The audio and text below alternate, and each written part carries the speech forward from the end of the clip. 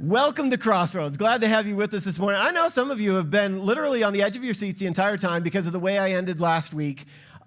Nobody even remembers the way I ended last week. All right, fine. We are going to hear what Paul has to say to the people of Athens. And so it's actually a really, really cool moment. So if you have a Bible, you want to open it up to Acts chapter 17. We are making our way through the study of the book of Acts of the Apostles.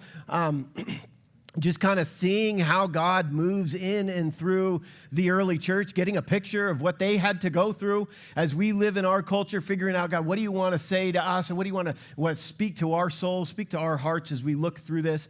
Today we're going to have some, you guys are awesome. Thank you. This is the splash zone, though, so you need to know that. That's why nobody sits there. Thanks. That's nice. That's a great thing. All right, so... what was I saying? Oh yeah. So today, I hope we're going to have a little bit of fun here today. I'm going to tell you some stories. I'm going to show you a bunch of pictures on the screen, and we're going to look at what it means for Paul to speak in the city of Athens. And I want you to just, before I even say anything else, I want you to start getting in your mind the people in your life who are unbelievers. Okay, so maybe, I don't know, you work with them, maybe you have them in your family, maybe they're sitting next to you right now. I don't know. But the people in your life who do not know Christ. And I want to look at what Paul does here in this city, a very pagan city, and see if we can, I don't know, man, maybe there's something in here that we can look at and see if we might apply to our own life. I think there might be a few things. So just a quick recap. I'm going to go back in Acts chapter 17 to verses 16 through 21. If you remember last week, I kind of just set us up for this morning by kind of telling you what was going on. We were in the city of Berea is where we spent most of our time, kind of looking at the Bereans and the way that they approached the scripture. That's kind of a cool little town. But remember those Thessalonian brawlers came down from Thessalonica and started another riot in Berea. And so Paul gets on a boat and he goes down the western side of the Aegean Sea and ends up last week in the city of Athens. And that's kind of where we left things off. And today we're going to pick up when Paul walks into that city, and we read this last week. He walks into the city and he's like kind of blown away by the number of idols that are in that city. And it talks about, he says, the Bible says his spirit was provoked within him. And it's an interesting word. It's a word actually that we've looked at before. It's the word paroxysmos in the Greek. And we've seen that word before when we were looking at the argument that came up between Paul and Barnabas. Remember that story? That it was described as a paroxysmos. So there was this like kind of disagreement with what was going on. So you kind of picture that same reaction when Paul walks into the city of Athens, idols everywhere, places of worship everywhere. And he kind of has this like paroxysm, like this twitchy moment. He's like, being in this city is crazy, being surrounded by all these different idols. And so what Paul does is we read this last week, he goes into the synagogues, he goes into the marketplace, and he just starts screaming at everybody about no, he doesn't do that. Okay. What he does is it says he starts to reason with them. Right? That's kind of one of the big ideas from last week, that we can use our reason, our logic to hear from God. And that can't be all of it, but that can be a part of it. And so he goes in there, and somehow something he says is compelling enough when he starts to reason with them in the marketplaces that they actually grant him a bigger audience. They give him the opportunity to kind of go before a bigger group. They say that they are going to put him in the Areopagus, which is this thing. I'll unpack it a little bit today, but it's a bigger audience probably than Paul is used to having. He's going to stand up and he's going to start speaking. He starts off by saying, "Men of Athens." Before I get to exactly what happens here, I want to look at this idea of the Areopagus. There's a couple of things that this could refer to when we see that word. First is that there was a place in Athens. It looks like this right there. That was great timing, Amy Joy. Thank you for that. This is called the Areopagus in Athens. If you go to, anybody been to modern day Athens? Anybody? Okay, a couple of you. Good. This is a place you can go as a tourist. You can go visit it. You can see it's a big rock, and it would be a great place to stand up and have a big platform, big audience to speak to a bunch of different people.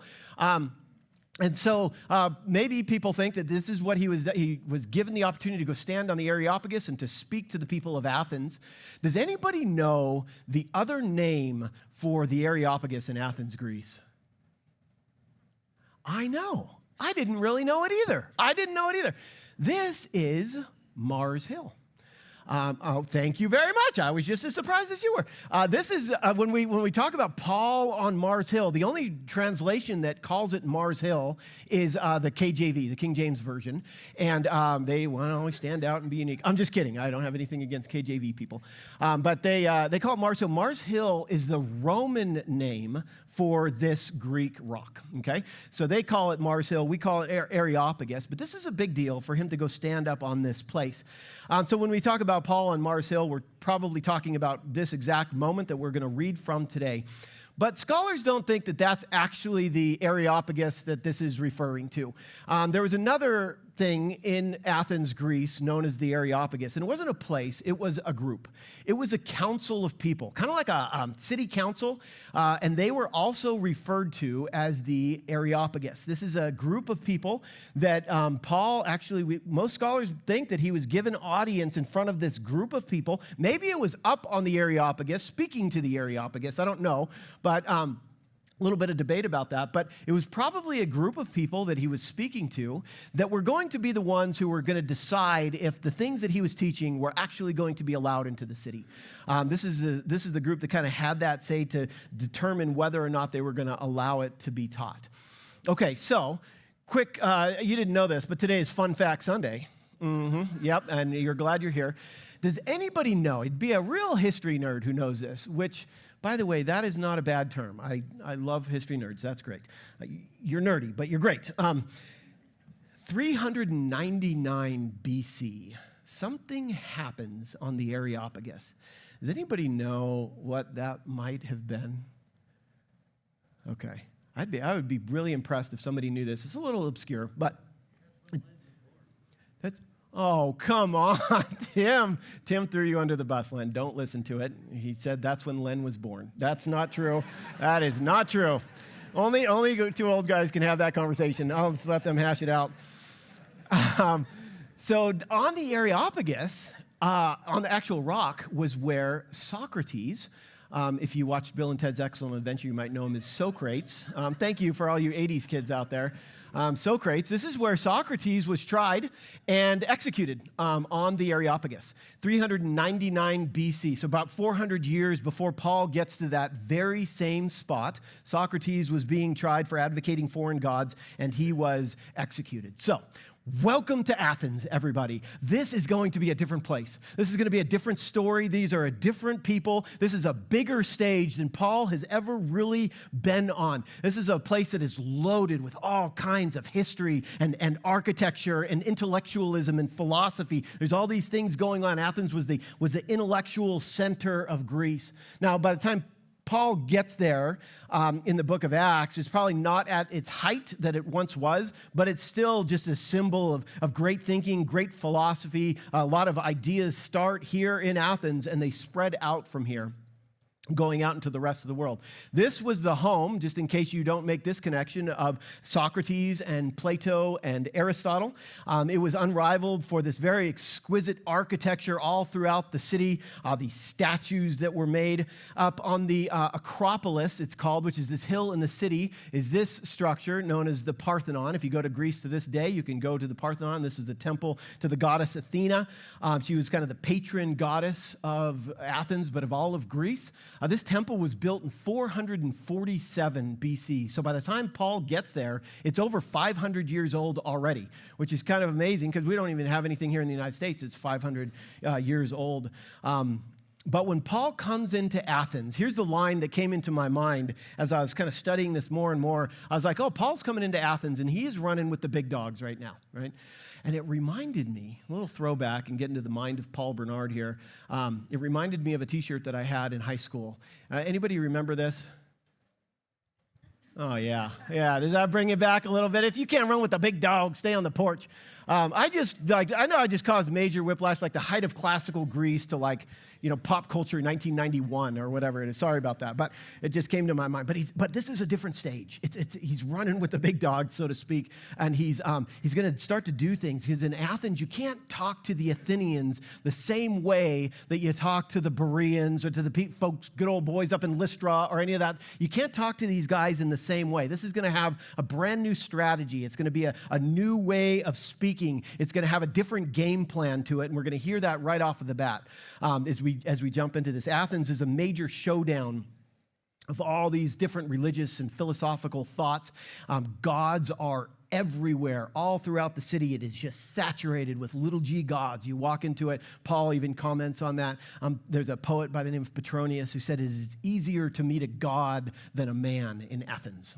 It was that filled with it. More false gods than people, more places to worship, more places to give offerings, more places to go for blessings. And so Paul stands in front of these guys. The first sentence out of his mouth, he says, men of Athens, I perceive that in every way you are very religious. So he's establishing something. So that's going to get us going into what we're reading today. If you have a Bible, we're going to start off in verse 22. Paul standing in the midst of the Areopagus. Hopefully I've given you a little bit of a groundwork for what we're about to hear as Paul speaks this. And as I read it, it's going to sound very much like everything else we've read through the book of Acts. You're going to be like, oh, it's just another kind of little sermon. But when I start to pull it apart for you at the end of it, you're going to see that there is this nuance and intricacy to this thing that most of us don't really see when we just go through it quickly. So hopefully we'll be able to expose some of that. So Paul, verse 22, standing in the midst of the Areopagus, said, men of Athens, I perceive that in every way you are very religious. For as I passed along and observed the objects of your worship, I found also an altar with this inscription, to the unknown God. What therefore you worship as unknown, this I proclaim to you. The God who made the world and everything in it, being Lord of heaven and earth, does not live in temples made by man, nor is he served by human hands as though he needed anything, since he himself gives to all mankind life and breath and everything. And he made from one man every nation of mankind to live on all the face of the earth, having determined allotted periods and the boundaries of their dwelling place, that they should seek God and perhaps feel their way toward him and find him. Yet he is actually not far from each one of us, for in him we live and move and have our being. And even some of your poets have said, for we are indeed his offspring. Being then God's offspring, we ought not to think that the divine being is like gold or silver or stone, an image formed by the art and imagination of man. The times of ignorance God overlooked, but now he commands all people everywhere to repent, because he has fixed a day on which he will judge the world in righteousness by a man whom he has appointed. And of this he has given us assurance, or given assurance to all, by raising him from the dead. Now, when they heard of the resurrection of the dead, some mocked, but others said, we will hear you again about this. So Paul went out from their midst, but some men joined him and believed, among whom were also were Dionysius the Areopagite and a woman named Damaris and others with them. Okay, so we'll stop there. So we kind of see the whole entire speech unfold before us, and we'll start unpacking this thing. So remember, before I jump into this, the question I wanted you to kind of get in your mind is maybe just some images of the people that you know that you interact with that do not have a relationship with Christ yet, okay? The people that are in your life. So he starts off, he gets up, he's like, hey, guys, I can tell that you are very religious. And I think for me, it feels like a little bit of a connection point with them. I think he's starting with something that maybe they have a bit in common. He's trying to maybe just be able to have a little bit of an inroad. And we'll see this come out a little more clearly as we go along. He recognizes, as he's walking through the city, he recognizes this altar to an unknown God. And so if you don't know too much about that, that was actually pretty ubiquitous all throughout the city. Those altars were all over the place.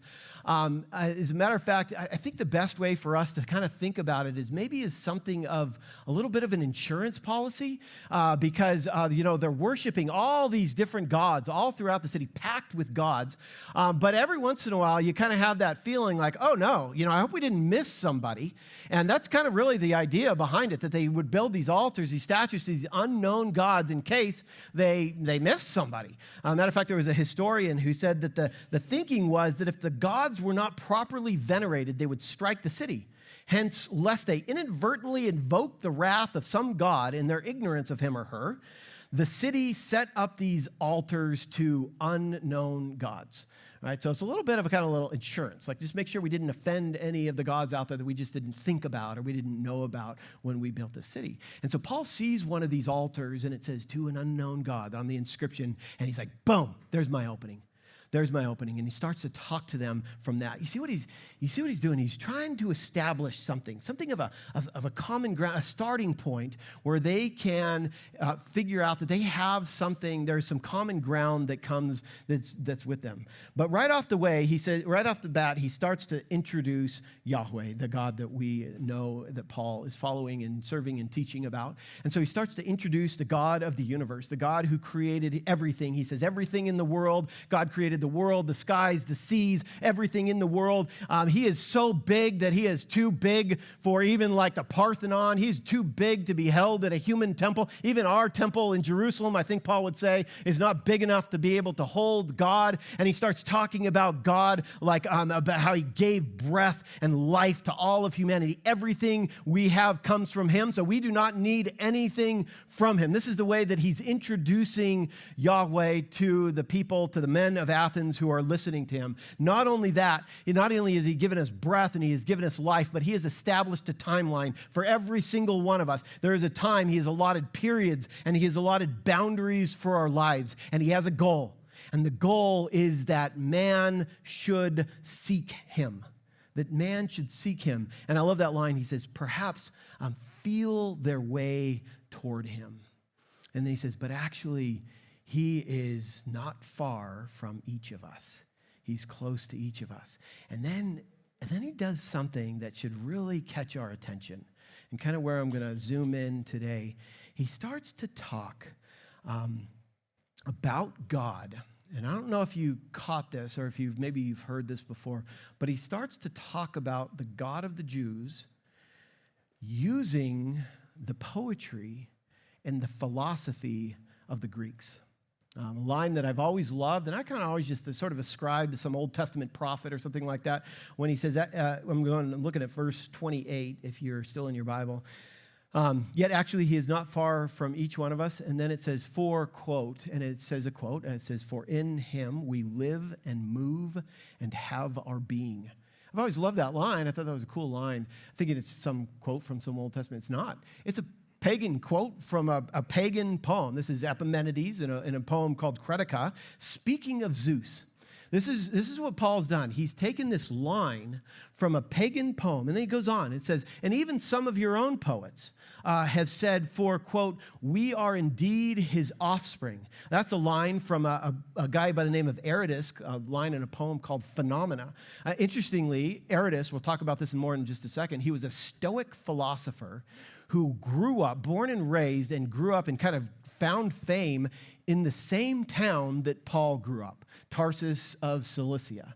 That's the place where Aratus grew up. So as Paul is growing up, he's sitting under the teaching of the Pharisees. If you remember Gamaliel, he was this teacher. He's learning things not just about Judaism. He's learning a lot about Judaism, but there's also this idea that he was studying and he was learning things from the culture that surrounds him. He was hearing things. He was reading things from some of the great Greeks of the past. As a matter of fact, you can there's a book out there.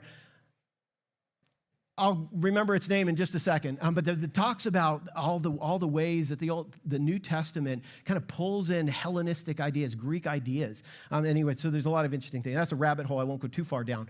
But Tarsus was the hub of Stoic philosophy. So not only does he notice this altar to this unknown God, but he's actually well-studied enough and well-read enough to be able to use that opening with the Greeks that are listening to him. He's trying to establish some sort of a point of connection, especially with every Stoic who is listening to him. So let me just unpack that idea a little bit. Stoicism as a philosophy. A lot of the people who are listening to Paul that day subscribe to the Stoic worldview. We saw last week when we were kind of coming into Athens in the very beginning that it says some of the Epicurean and Stoic philosophers also conversed with him, and they said, what is this guy babbling about? I don't know if you remember that from last week. But so, again, a little bit of a rabbit hole, but I'm just going to go down into it, not very deep, and then I'm going to come right back out. So I'm just going to look at the Epicurean and Stoic philosophies really quick for us, just to see who these people are that Paul is speaking to. So we'll start with the Epicurean philosophers. So this is on your outline. It's number 1 on your outline. Just a quick note. So this is kind of upper class people, upper class folk. These are the people mainly with money. They had enough money, clout, wealth to be able to live out their philosophy. Their philosophy was really standard or centered around this high value on pleasure. Like everything pleasurable. And this goes for aesthetic pleasure, like with music and with art. Of course, things like sexuality, food. If you think about, we use the term an Epicurean delight. That's where this comes from Epicurean philosophy, is this food that is not only, great for the taste and for the senses, but it's also beautiful to look at. It's an Epicurean delight. And it's this idea that it's kind of all about pleasure. Life is all about pleasure. So this is the Epicureans who are sitting there listening to him, would have been thinking and would have been hearing what he was saying through this lens, through this worldview. And so I kind of started to look around and see if I could find a quote from maybe Epicurus, who is the guy who started this whole thing off. And I found a really great quote by him. Go to that next slide. Here it is. Epicurus, just to give us a feel for that. You'll see the depth of Greek philosophy here. Death does not concern us, because as long as we exist, death is not here.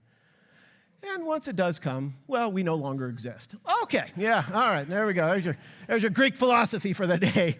I can't argue with that logic. Okay, so jumping on to Stoicism here. This is like a lot more popular. This is the philosophy of the masses. Stoicism, you can go to that next one. Stoics, they have, it's kind of the more popular philosophy. It's a philosophy you grab onto when you don't have the money, the clout, the wherewithal to be able to affect change, to make everything about pleasure. Then you start dealing with the rest of life. It's all the things that aren't pleasurable in life, kind of the Stoics. And so when you hear about somebody being real Stoic, they're usually kind of deadpan, and they're not very interactive emotionally and things like that. And so Stoicism is that philosophy that values like duty, pursuing duty, living in harmony with the world, with nature, with each other, with reason. Even though sometimes these things are painful, we're going to live in harmony with those things. They really value self-sufficiency. They're not looking for anybody else to help them out. They value self-sufficiency. And so I feel like, probably I would maybe relate more to a Stoic philosophy, I guess, just kind of down-to-earth sort of people, not up in the upper echelons. This is the philosophy of the masses. Most of the people that Paul is speaking to are probably Stoic in their worldview, in the way that they are seeing things. I looked up a couple of different Stoic philosophers. One was Marcus Aurelius, who is an emperor of Rome. Many of you know that name.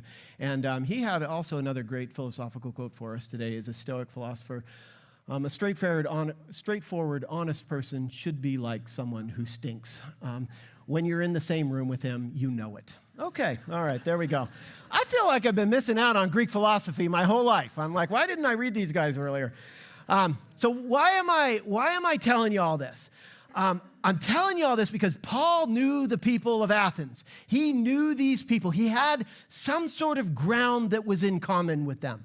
Okay, now keep that in mind, because I want you to think back to the people in your life who do not know Christ. Okay, so there's a couple of different ways you can approach this. And we know this, so I'm just putting words to something that you probably already know, maybe you've even thought of before. When you approach someone, let's say you're going to talk to an unbeliever, you can go in, let's say option number one is you go in there with a hammer. Boom. You just drop the thunder on them. You talk to them about all the things that are true, and you just say, hey, man, this is the way things really are. These are the things that are true. If you don't like it, whatever, it's your eternity. You can have it. And you just kind of like lay it on there. The truth is the truth. For some personalities, you're like, yeah, that sounds good. I like that. That sounds like a great way to approach things.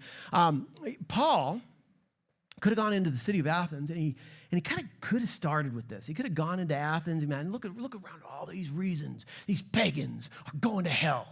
He could have gone to the marketplace. He could have gone into the synagogues, and he could have raised that. He could have let them know, this is why you are broken. That's one way to do it. That is one way to do it, to go in with a hammer. There's another way to do it, and I think we're going to be able to unpack a little bit of the way Paul does it. I'm going to say that what he does is he leads with the understanding. This is how he goes into it. He goes into it with the understanding that these people were not yet living under the influence of the revelation of the one true God. Now listen, when you go into it with that, then it helps you figure out what your goal is. Is your goal to actually bring people to Christ? Or is it to make a point, to establish yourself as an authority on something? Paul is there. By the hand of God, he is there. By the direction of the Holy Spirit, he is there to reveal God, a God that they do not know. They don't even have any clue. The closest they can come maybe is some weird statue to an unknown God. They do not know who God is, and God has Paul there to reveal him to them. It's a different way of doing this. It is a different way of having conversations with non-believers. It is a different way of coming into things. It's a totally different approach, that he is there to do something on behalf of God. And so that the way that he represents God is of utmost importance.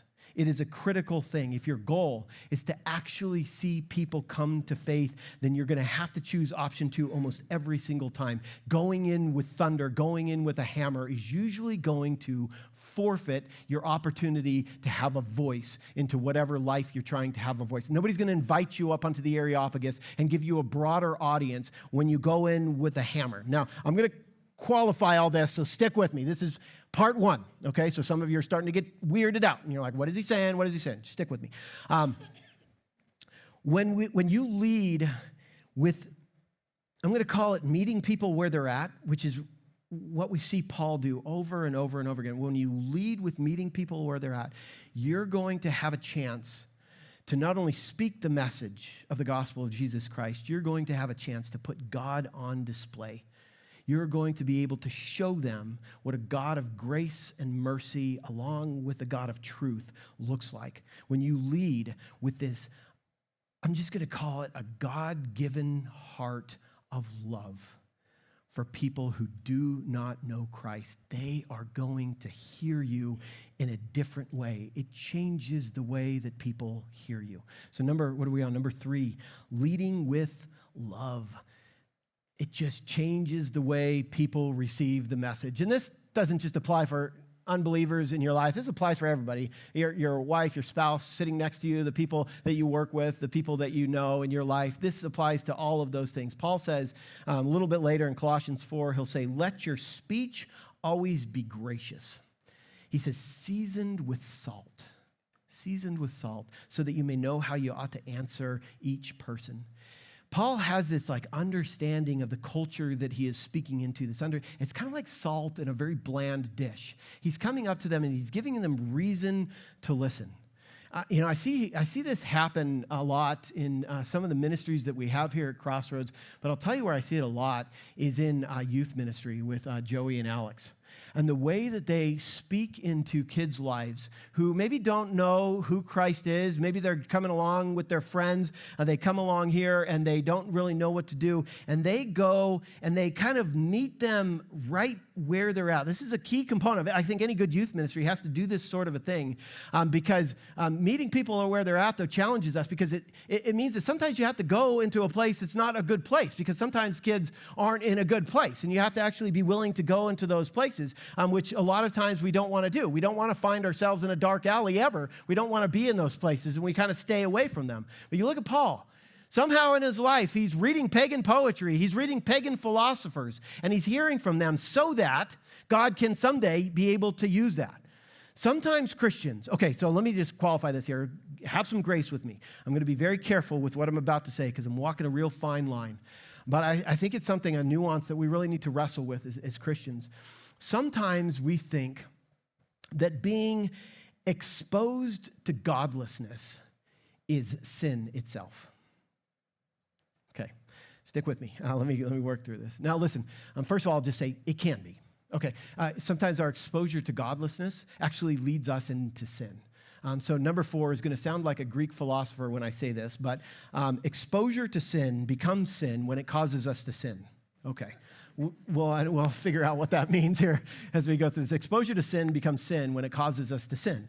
James says in James 1, he says, but each person is tempted when he is lured and enticed by his own desire. Then desire gives, when it conceives, gives birth to sin. When it is fully grown, it brings forth death. Okay, so there's this progression that we can see.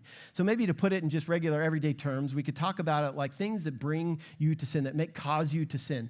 Say you turn on the TV and you watch something that causes you to think lustfully about something. Maybe you hang around with drinking friends when you know you struggle with alcohol, right? These are things that you're kind of coming close to sin, but it's got a real danger of bringing you over into sin. You listen to music, causes you to devalue people. You watch shows that make you angry and violent. Yeah, if your exposure to sin causes you to sin, get away from it. That's not what I'm talking about. Get away from that. You should not be around that at all. But we all kind of walk a very fine line here with this nuance between the two, because we also know that God has a heart for lost people, right? He has a heart for people who are lost and who are in dark places. We've watched the entire story of the book of Acts unfold in a pagan culture.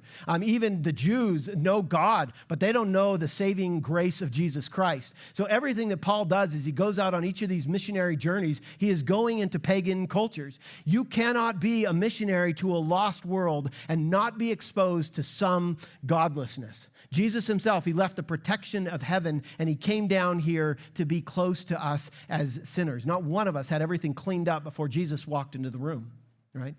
So, and again, work with me here because it's nuanced. It's a fine line, but I would propose to you that avoiding the sin in others might not be our highest priority, especially when it comes to their salvation.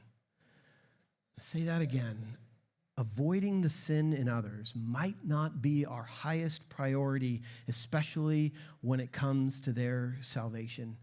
I'll take it a little step further and say, if you do not have some non-Christian sinners in your life, then I believe that you are neglecting the Great Commission. I believe that God has called each and every one of us to be, what do we call it, all throughout the book of Acts, would be witnesses to him. That means there has to be somebody in our life who doesn't know him.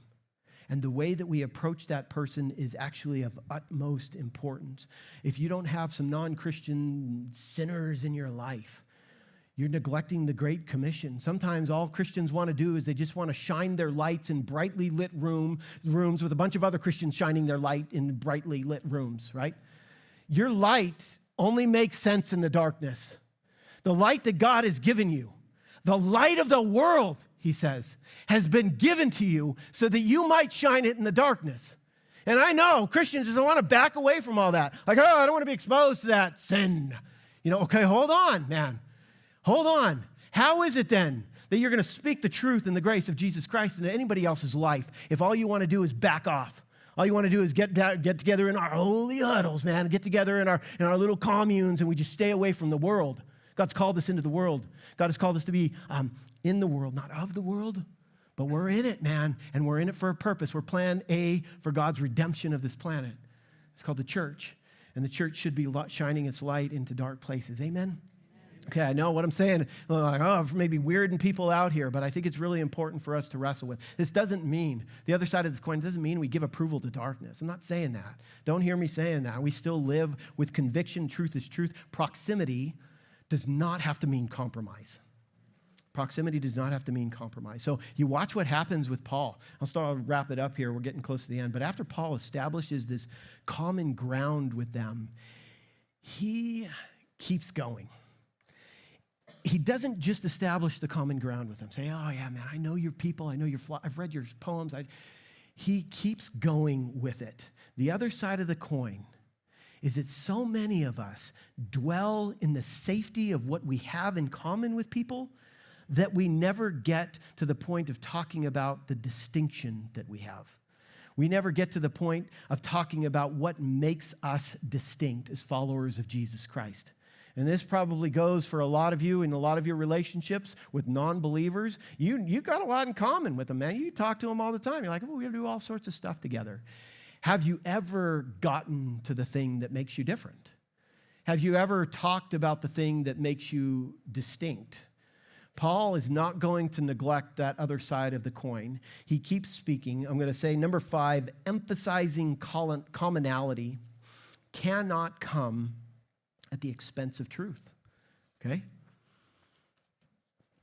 Emphasizing commonality cannot come at the expense of truth. You look, Paul speaks their language, and then verse 30, look at what he says. He starts to go, man. He says, the times of ignorance God overlooked, but now he commands all people everywhere to repent, because he has fixed a day on which he will judge the world in righteousness by a man whom he has appointed. And of this he has given assurance to all of them by raising him from the dead.